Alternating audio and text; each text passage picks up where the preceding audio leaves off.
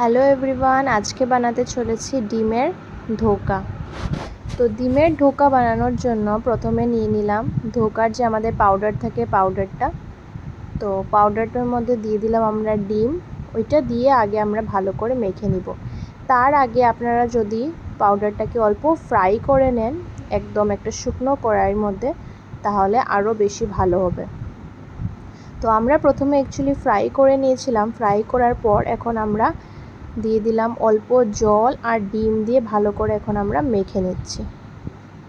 মাখার পর আমাদের একটা ডোর মতন রেডি হয়ে যাবে। তারপর আমরা ওইটাকে ধোকার শেপটা দিয়ে দিব। তো এইভাবে করে আমরা ভালো করে মেখে আমরা রেখে দিয়েছিলাম 10 মিনিট। তারপর আমরা ওপেন করে এখন আমরা ধোকার শেপটা দিয়ে দিব ভালো করে। তো এই প্রসেসটা অল্প কঠিন, তারপর তো আমাদের গ্রেভি বানানোটা এতটা কঠিন না, গ্রেভি বানানোটা ইজি আছে। এই প্রসেসটা অল্প কঠিন আছে, তো এটা অল্প সাবধানে করতে লাগবে।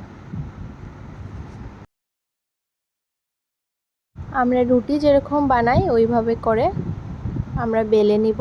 বেলে এখন আমরা চাকু দিয়ে পিস পিস করে নিব ধোকার শেপ দেওয়ার জন্য। এইভাবে করে আপনারা পিস পিস করে নেবেন, আর যত বড় শেপ দেওয়ার আপনারা দিয়ে দিতে পারেন। এখন আমরা একটা প্যান নিয়ে একটা অমলেট প্রথমে করে নিব। ওইটা আমরা লাস্টে দিব গ্রেভিটার মধ্যে।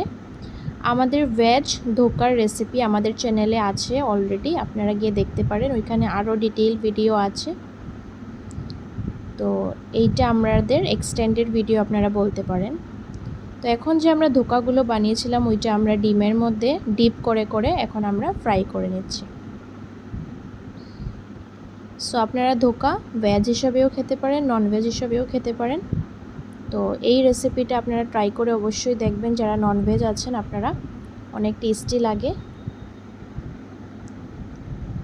এইটা ফ্রাই করতেও বেশি সময় লাগবে না, 4 থেকে 5 মিনিট লাগবে ফ্রাই হতে। তারপর আমরা কড়াইয়ের মধ্যে নিয়ে নিলাম আলুকে এখন আমরা ফ্রাই করে নেব নুন আর হলুদ গুঁড়ো দিয়ে।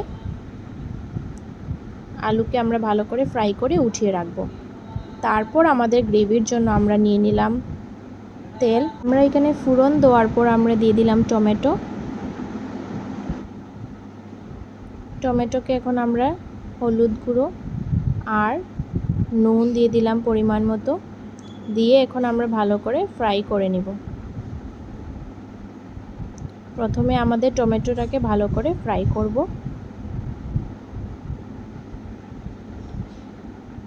টমেটো ফ্রাই হয়ে যাওয়ার পর আপনারা পেঁয়াজও অ্যাড করতে পারেন। আর এইদিকে যে আমাদের ভাজা আলু ছিল, ভাজা আলুও দিয়ে দিলাম। আর আমরা দিয়ে দিব অল্প টমেটো সস দিয়ে আমরা ভালো করে কষিয়ে নিব। আর আমাদের ছিল কাজুর গুঁড়ো, আর অল্প কাজুর গুঁড়ো দিয়ে দিলাম। দিয়ে ভালো করে ফ্রাই করে আমরা দিয়ে দিলাম এখানে জল।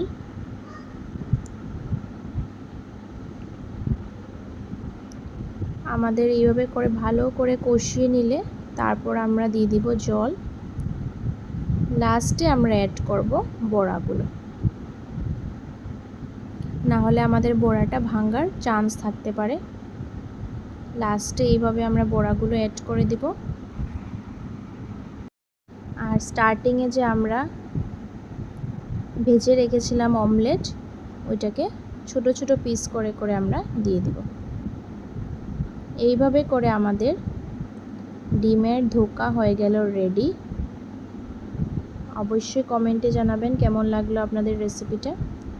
চ্যানেলে নতুন আসলে অবশ্যই লাইক, শেয়ার এন্ড সাবস্ক্রাইব করে দিবেন।